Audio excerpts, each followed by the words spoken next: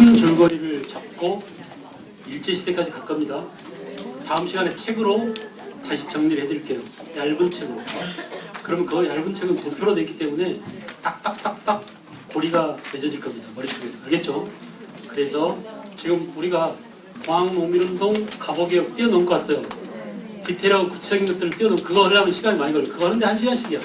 그래서 아예 뛰어넘어버려 갔어요. 그게 있었다 이렇게 하고 나중에 표를 보면서 이런 계획이 이루어지고 이게 순서대로 이렇게 되고 애들이 이렇게 연결되고 말로 해버리면 바로 연결되거든요. 더 중요한 것은 흐름을 놓치지 않는 게 중요해요. 그래서 지금 여러분들이 나라를 멸망시켰습니다. 그리고 그 멸망된 상태에서 우리가 어떻게 식민지 생활을 해나가는지를 지금부터 정리를 해드릴게요. 30분 만에 다 끝내버릴게요. 알겠죠? 일제시대를 정리하겠습니다. 기왕 한 거 집중해서 딱 정리해서 머릿속에 박스로 집어넣어주세요. 쉬워요. 일제시대. 여러분들이 학교 다닐 때 배웠던 그 내용과 똑같습니다. 10년대, 20년대, 30년대 이렇게 딱 나눠져요. 알겠죠? 이렇게 해서 나눠서 정리해놓으면 그 다음엔 그 개념어를 열고 들어가면 다 보일 수 있어요. 알겠죠? 이 정리가 안 돼 있으니까 수납장 정리가, 상자 정리가 안 돼 있으니까 계속 헷갈린 거예요. 그래서 그 정리를 먼저 해드리고 다음 시간에 빈 그릇에 채워놓는 것은 다음 시간에 하겠습니다. 이해됐죠? 그래서 다음 시간에 1시간 정도에 다 채워놓고 수납장 정리를 마치고 나머지 2시간 정도를 현대사 정리를 또 하겠습니다. 현대사가 사실은 제일 백미인데 너무 시간이 좀 아쉬워요. 나중에 날 잡아서 하루 특강을 하든지 혼자 내가 온라인으로 해가지고 여러분들 보내주든지 아 방법은 많잖아요. 그래 안 그래? 카톡으로 보내줄게요. 카톡으로. 혼자 생쇼랜드에 있는 것처럼 혼자 생쇼랜드 유나 안 그래? 그러지 마. 질문을 까 혼자 저 사람이 미쳤어 그러겠지. 유나 씨 언니가 이렇게 같이 왔었는데 그 좋은 일 하시더라고요. 나랑 좀 얘기를 했었는데 그래서 평택에서 그 일하시는데 그런 그 어떤 어려운 사람들을 도와주는 교육이나 또는 상담이나 이런 것들을 하고 계신 것 같아요. 그래서 좋았습니다. 자, 일제시대는 치욕의 역사죠. 치욕의 역사입니다. 부끄러워할 줄 알아야 합니다. 또 분노할 줄 알아야 합니다. 창피해하고 부끄러워할 줄 알아야 성찰을 하게 되고 반성하게 되고 더 나은 더 새로운 세계를 향해서 나갈 수가 있겠죠. 그런 것들이 없이 살면은 개 돼지랑 다를 바가 뭐가 있겠습니까? 지가 왜 죽는지, 죽은 다음에 인간의 삼겹살이 될지 모르고 그냥 꿀꿀대면서 재밌게 맛있게 처먹고만 있는 돼지랑 다른 것은 결국 뭐냐? 생각하는 동물이기 때문이에요. 그죠? 인간은 생각하고 성찰하고 반성하고 되짚어서 자기를 궤도 수정하고 변화시킬 줄 알고 이래야 되지 않을까라는 생각이 들어요. 그래서 우리가 역사를 배우는 것은 결국은 역사 자체를 암기하고 머릿속에 집어넣고 시험 봐서 합격하고 이것보다는 나를 변화시키고 세상을 보는 눈을 보다 더 키우는 이런 것들이 더 중요하다는 생각이 들어요. 그래서 10주 이렇게 쭉 했지만 그런 쪽에 역점을 뒀습니다. 그러니까 암기하는 것들은 여러분들 몫이고 그런 방법이나 길은 다 죄다 열어들었어요. 그러니까 하려면 얼마든지 할 수 있게 해놓고 정작 중요한 것들은 우리가 이렇게 만나서 할 수 있는 일들은 그런 부분이 아니라는 생각이 들어요. 마찬가지로 이제 우리가 일제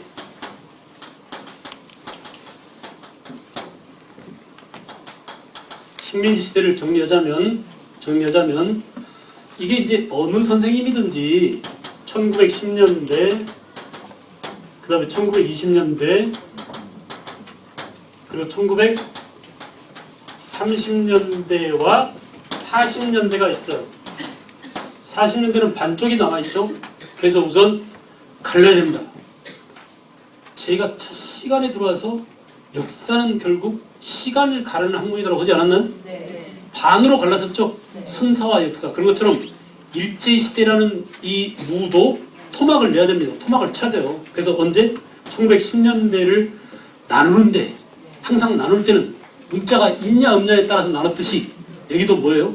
아하, 3.1운동이라는 이 거대한 사건을 분수령으로 해서 그 이전을 일기, 편의상. 일본놈들이 일기 이렇게 하지 않았습니다. 우리가 공부하기 쉽게 10년대를 일기라고 부르자. 그리고 3.1운동 이유를 뭐라고? 이기라고 하자. 편의상. 그죠? 편의상이에요. 그리고 30년대인데 왜 30년대냐? 여기는 지금 알잖아요. 분수령이 뭔지. 근데 여기는 뭐냐면 1929년에 세계 경제 공황이 불어닥칩니다. 경제 공황이란 아까 얘기한 그 싸가지 없는 자본주의, 그 제국주의가 결국 어때요? 2차 대전을 1차 대전을 끝냈죠. 그리고 1919년 1월 달에 파리에서 파리 강화회의가 열렸고, 이 파리 강화회의에서 누가요? 윌슨이 14개조 원칙에서 뭘 천명했어요? 민족주의를 내세웠죠. 민족 자결주의를 내세웠죠. 그러니까 이 윌슨의 민족 자결주의란 뭐냐? 1차 대전 당시에 패전국인 독일, 또 그 다음에 오스만 투르크, 지금의 터키입니다. 터키가 옛날에는 어마어마하게 컸는데 지금 완전히 터키가 쫄딱 많이 가지고 조그만 나라로 된 거예요. 옛날에 오스만 투르크, 그 이전에 셀주크 투르크 알죠? 대제국, 이슬람 제국을 건설했던 그 터키가 1차 대전 때 완전히 망가졌어요. 깨졌어요. 그리고 이제 오스트리아, 독일, 오스트리아는 원래 같은 종족들이죠? 네, 불가리아. 이렇게 그 패전국이 갖고 있던 식민지들은 앞으로 독립을 할 것인지 계속 식민지로 있을 것인지를 지민족 스스로가 알아서 결정해라. 이게 바로 민족 자결주의잖아요. 근데 우리는 이 당시 누구의 식민지였어요? 일본의 식민지. 근데 일본은 패전국이었어요? 승전국이었어요? 승전국 식민지인 우리한테는 민족 자결주의가 상관없는 얘기였습니다. 남의 얘기였어요. 그럼에도 불구하고 우리 민족 어때? 야 이 새끼들아, 이치를 생각해봐라. 패전국 식민지마저 독립해주는데 승전국 너네들의 식민지도 독립해줘야지. 우리는 뭐냐? 우리도 독립시켜줘 라고 아무도 주장하지 않는데 전 세계에서 유일하게 우리나라만. 박수 한번 쳐보세요. 전 세계 3.1운동이 얼마나 위대한지 아세요? 3.1운동이 전 세계에서 아무도 그런 말 할 줄도 모르고, 야 우리같이 약한 주제에 군대도 없어, 돈도 없어, 병력도 없어, 뭘로 싸워? 싸울 수 없어. 우리 그냥 뒤집으면서 살아. 시킨 대로 해야지 뭐. 근대화를 못한 게 죄하면서 아시아, 아프리카, 중남미 그 모든 나라들이 전부 다 식민지 강대국의 속국의 노예처럼 살고 있는데 그 중에 우리한테 자유를 달라, 자유가 아니면 죽음을 달라라고 전 세계에서 유일하게 누가 나섰다고? 우리나라만 나섰어요. 얼마나 위대한 민족입니까? 그래요, 안 그래요? 이게 나쁜 민족주의야, 좋은 민족주의야? 좋은 민족주의야. 피압박 민족에서 압박을 당하고 있는 상태에서 압박을 제거해달라고 하는 게 나쁜 게 아니잖아요. 그죠?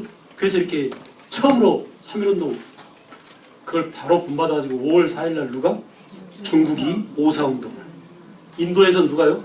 간디가 인도에서 또 독립운동을. 인도뿐이 아닙니다. 당시 필리핀도 아기날도라고 해가지고 이 필리핀의 독립운동이 일어나고, 아랍에서도 일어나고, 이집트에서 일어나고, 이 3.1운동의 여파가 말이에요. 전 세계적으로 확산돼요. 그러니까 전 세계 약소민족, 제국주의 침략을 당하고 있던 약소민족 해방운동의 이정표를 제시하고 횃불을 제일 먼저 든 게 누구라고요? 우리의 3.1운동. 이 얼마나 위대하다. 사실은 2002년에 대한민국 했었죠? 했었죠. 그래서 전 광화문 서울시뿐만 아니라 전국토를 빨갛게 물들었어요. 세계가 깜짝 놀랐죠.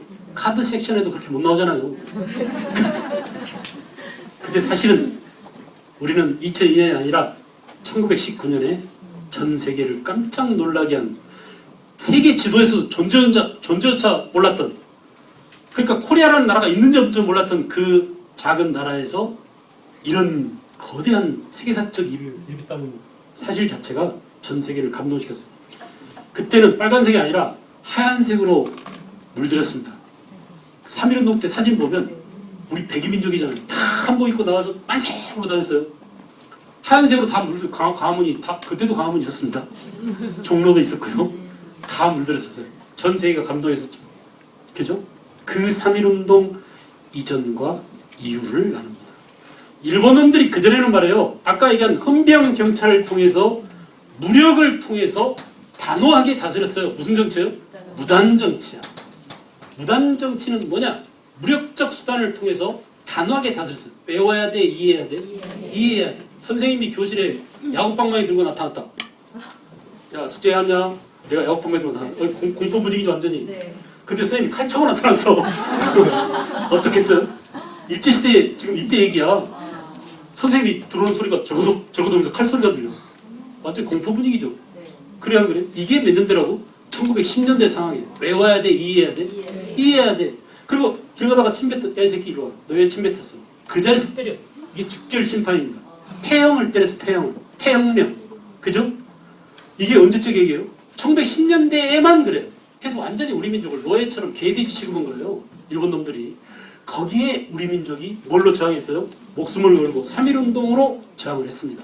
그래서 일본 놈들이 깜짝 놀랐죠. 이 새끼들 때리면 말 잘 듣고 노예처럼 부릴 줄 알았는데 이렇게 덤벼드니까 못 당하겠구나라고 깨달았어요. 무서운 놈들이구나. 그래서 일본은 소위 저강도 전략을 씁니다. 총칼로 위협한 게 고강도 전략이라면 저강도 전략은 뭐냐? 살살 달래고 꼬시고 지네끼리 싸우게 만드는 분열 정책. 이게 소위 이른바 무슨 정책이에요? 문화 통치.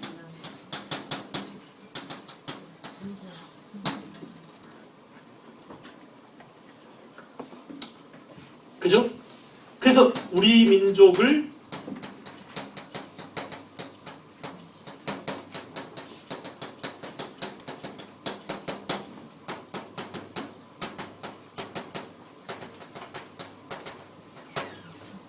분열시키고 이간시키기 위한 고등한 통치 기술이었다. 이게 바로 뭐라고요?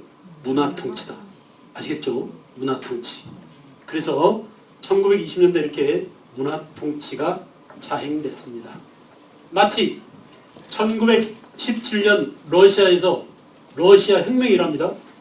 그래서 러시아가 마르크스와 레닌이 만든 사회주의 사상을 실현하죠. 그 사회주의 국가를 만들었어요. 그래서 제정 러시아를 무너뜨리고 사회주의 소비에트 연방공화국을 만듭니다. 이 소비에트 연방공화국의 약자가 소련이에요. 말로 해보세요. 뭐라고? 소련. 여러분들 다 알죠? 소련 시대에 있었죠. 여러분들도. 그 소련이 붕괴돼서 지금 러시아가 됐는데 그 이전에 소련이었잖아요. 소련에서 우리나라에 뭐가 들어와? 사회주의 사상이 들어옵니다. 야, 연합국들이 우리가 전국적으로 만세운동 벌이면 우리를 도와줄 줄 알았는데 아무도 도와주지 않는 거예요. 외면당했어요. 3.1운동이 철저히 깨졌습니다. 우리는 일본한테 짓밟히고요. 그런데 그 낙담하고 있는 우리 민족한테 한 줄기 빛이 된 게 사회주의 사상이었어요. 맞아 그래. 평화적인 만세 시위로는 안 돼. 마르크스와 레닌이 제시한 게 뭡니까? 계급투쟁이죠. 네? 폭력적 수단을 통해서 계급투쟁을 통해서 부르주아와 식민지 제국을 타도해야 돼. 이런 것들이에요. 그러니까 얼마나 그게 반갑겠어요. 그래서 노동자, 농민을 중심으로 해서 앞으로 독립운동을 전개해 나가자. 이런 사상이 들어왔어요. 자, 이렇게 우리는 이때부터 이제 그 지긋지긋한 좌파와 우파의 좌우 대립이 시작되는 겁니다. 이렇게 우리 민족을 분열하도록 뒤에서 조장한 놈들이 누구라고요? 일본 식민지 통치 기술이에요. 이게 무슨 통치? 문화 통치입니다.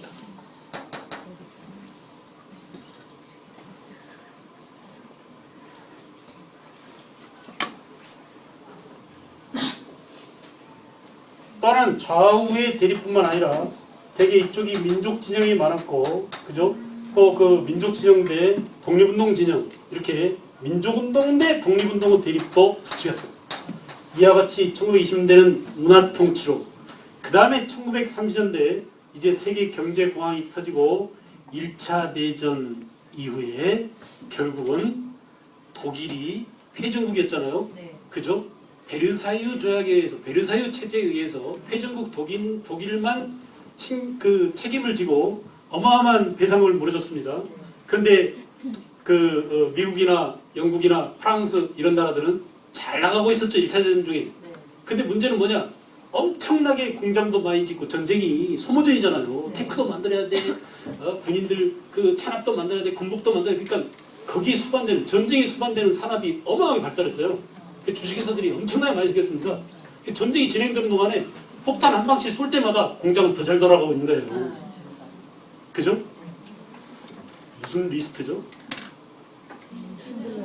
신들러 리스트 보셨죠? 그 폴란드 노동자들 해가지고 이렇게 그릇인가 뭐 폭탄인가 만들어서 팔죠. 그래 안 그래요? 그런 것처럼 전쟁은 산업을 일으키는 파괴적인 전쟁이 한편으로는 생산의 어머니 노릇을 하고 있는 겁니다. 이런 관계에 놓여 있어요. 그래서 주식회사들이 하루가 다르게 막 주가가 올라가고 있어요. 주가가 올라갑니다.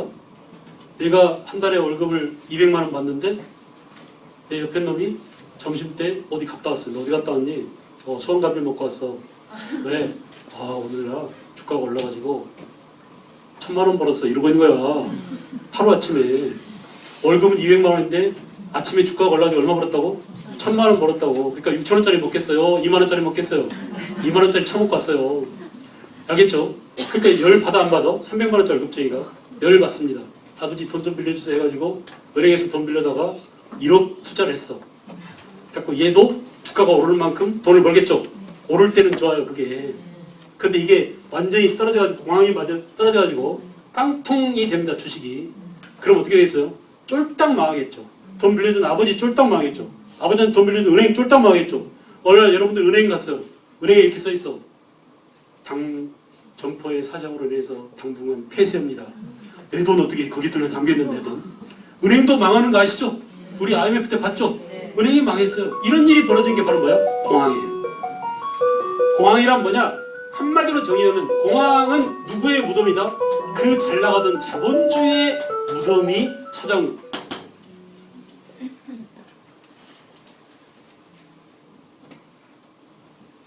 그러나 이걸 해결할 수 있는 방법들이 있었습니다.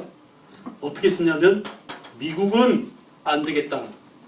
우리가 자본주의를 취급하는 방법을 달리해야 되겠다라고 지금까지 나쁜 자본주의에 조금 손을 봤어요. 수정 자본주의가 되겠죠. 송수정 씨 알겠어? 네. 썰렁했나요? 무슨 자본주의라고? 수정 자본주의. 이 수정 자본주의 이론을 제시한 사람이 영국의 경제학자 케인즈입니다. 들어보셨죠? 네. 케인즈의 이론이에요. 그래서 이 케인즈는 유효 수요를 창출해야 돼 고용 이론을 도입했어요. 야, 노동자들이 일거리가 있어야 월급을 받고 노동자들이 월급을 받아야 물건을 사고 물건을 사야 공장이 돌아가고 공장이 돌아가야 주가가 오르고 이런 순환관계에 있지 않냐. 그러기 위해서는 어때? 임금을 받을 수 있는 일자리를 만들자라고 해서 대규모 4대강 사업을 합니다. 미국에서. 그게 후보댐 공사 뭐 이런 것들이에요. 그 당시 대통령이. 알겠어요? 그래서 이 4대강은 이런 상황에서나 먹히게 합니다. 일자리가 너무 강제로 땅 파는데 임금 줘. 안 되겠다. 다시 메꾸는데 임금 줘. 이렇게 가지고 사람들이 돈을 주기 위해서 국가가 큰 사업을 벌이는 게 그게 대규모 삽질하는 공사예요. 근데 이명박이 똘똘 같은 새끼가 말이야. 쓸데없이 좋은 강 다 죽이는 그런 4대강 해가지고 재벌들한테만 돈 다 몰아주고. 알겠죠? 그래갖고 강 다 죽이고 돈 다 헤쳐먹고 뒤로 티가 다 받아 쳐먹고 잘 살고 있어요 지금. 화가 나요 안 나요? 화가 나 죽겠어요. 잠이 안 와. 나는 잠이 안 온 게 나 때문이 아니라 그 새끼들 때문에 잠이 안 와.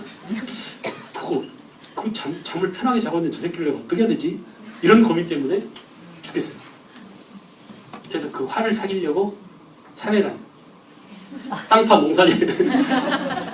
그러니까 좀 건강이 좋아져. 잠도 오고. 다시 하겠습니다. 수정 자본주의, 케인즈 이론이죠. 그래서 이걸 뭐라고 하느냐? 자본주의를 보다 더 새롭게 딜하자라고 해서 무슨 딜?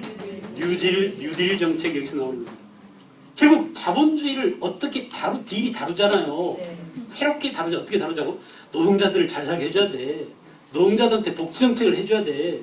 그래서 와그너법, 무슨 법, AAA, 농업조정법, 국가가 돈도 대주고 노동민들 살려주고 노동자들 살려주고 이게 수정 자본주의, 좋은 자본주의야.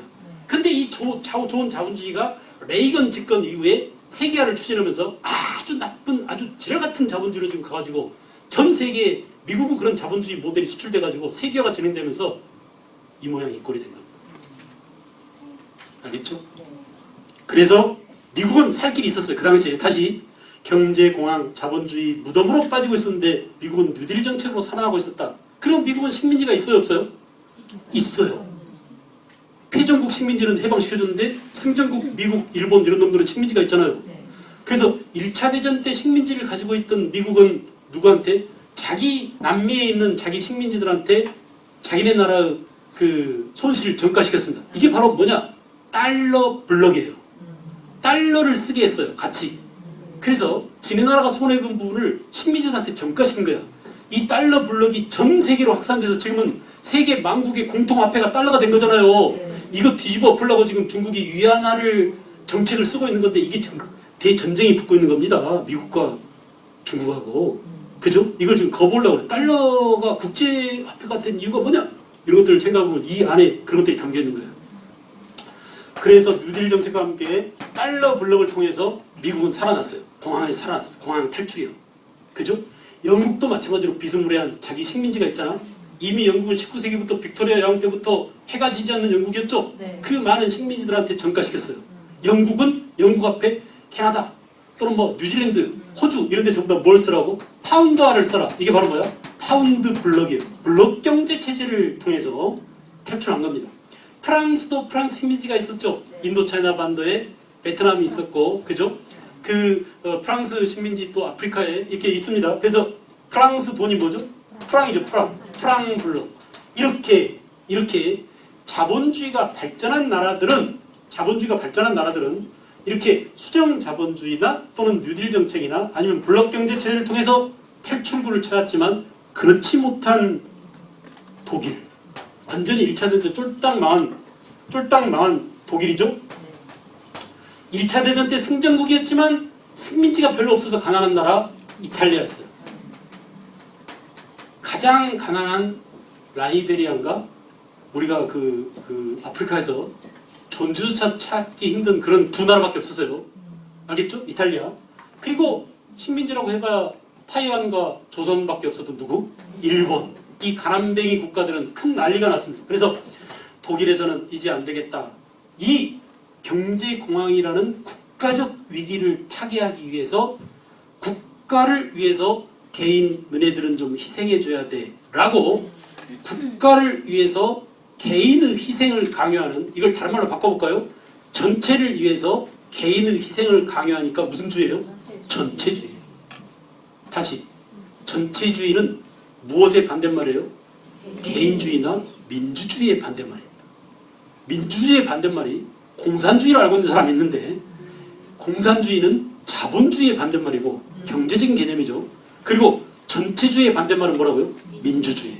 민주주의 적이 나타난 겁니다. 알겠죠? 그래서 토탈리즘, 전체주의의 또 다른 이름이 독일은 뭐예요? 나치당이 집권했어요. 나치즘이었죠. 이탈리아는 파시스트당이 집권했죠. 이게 파시즘이에요. 우리는 전체주의를 파시즘이라고 부르기도 한답니다. 그래서 이탈리아의 무슨 점? 파시즘. 일본 놈들은 뭐라고요? 군국주의. 그래서 이들이 일당 독재와, 이들의 특징은 뭐냐? 한 당파가 나라의 권력을 독점합니다. 일당 독재는 무조건 이렇게 가는 거야. 그리고 뭐 했어요? 언론의 자유를 완전히 말살합니다. 그러니까 지금 우리나라에서 이 박근혜 정부에서 나타나고 있는 게 이런 것들이야. 한 당파가 이제 자주적이 됐어요. 또 하나 뭐야? 언론이 완전히 전부 다 길들여졌습니다. 언론사 사장들 전부 다 낙하산해가지고 사장 말 안 듣는 PD들 다 잘렸어요 지금. 그래서 그냥 완전히 언론이 개 나팔수야 그 정권에. 이렇게 된 거야 이렇게. 이래서 우리가 전체주의라고 하는, 전체주의로 가냐? 이렇게 얘기하는 거예요. 알겠죠? 이렇게 언론 일당. 그 다음에 어떻게 했어요?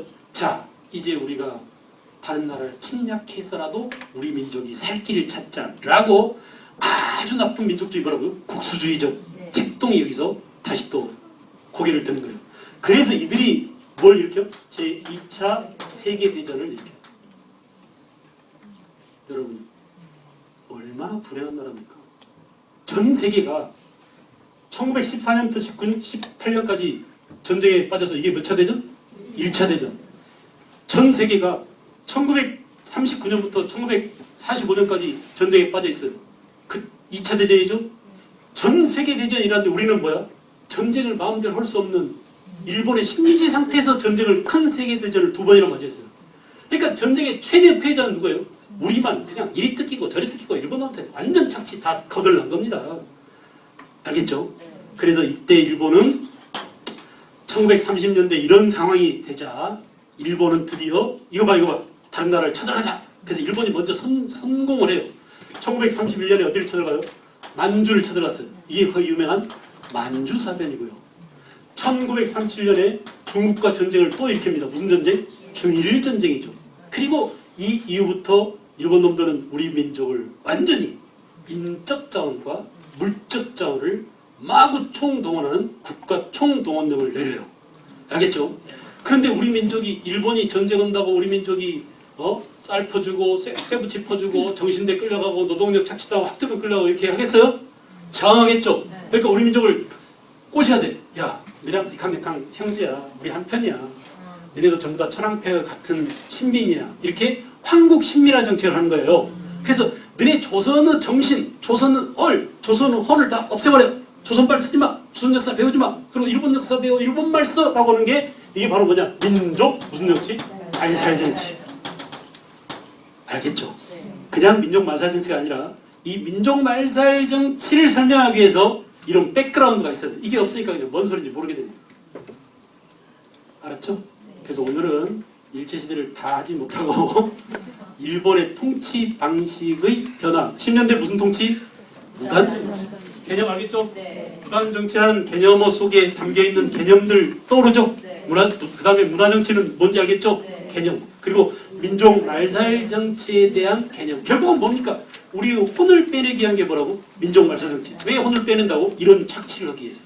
이런 세계대전에 일본이 대응하기 위해서는 식민지 조선의 피를 빨아야 돼. 아주 그냥 빨대 꽂고 빨아갔어요. 알겠죠? 그러기 위해서 조선이 저항하지 못하도록 우리 민족의 혼, 우리 민족의 어를 빼내는 게 민족 말살 정치다. 배울 필요 없습니다. 그러면 여기 해당되는 거. 자, 신사참배 언제야? 이때입니다. 창씨개명 언제요? 이때예요. 국사 국어교육검제 언제? 이때밖에 없어요. 그러니까 칼차고 교실에 선생님이 들어왔다 언제요? 10년대. 알겠죠? 10년대. 구분되나요? 이 구분하는 게 시험 문제예요. 언제적 얘기냐? 이렇게 물어보는 거예요. 됐어요? 오늘은 제가 너무 흥분해가지고 마이크가 있음에도 불구하고 목이 잠겨버렸어. 근데 나라가 지금 이 모양 이 꼴인데 흥분 안 할 수가 없잖아요. 그래 안 그래? 이렇게 힘든 우리 역사가 지금 파국으로 가고 있고 또 현실도 이렇게 힘든데 생글생글 웃으면서 할 수 있겠습니까? 성질 나는 거예요. 성질 날 때는 뭐 성질 내야지 어떡합니까? 맞죠? 네. 수고했습니다.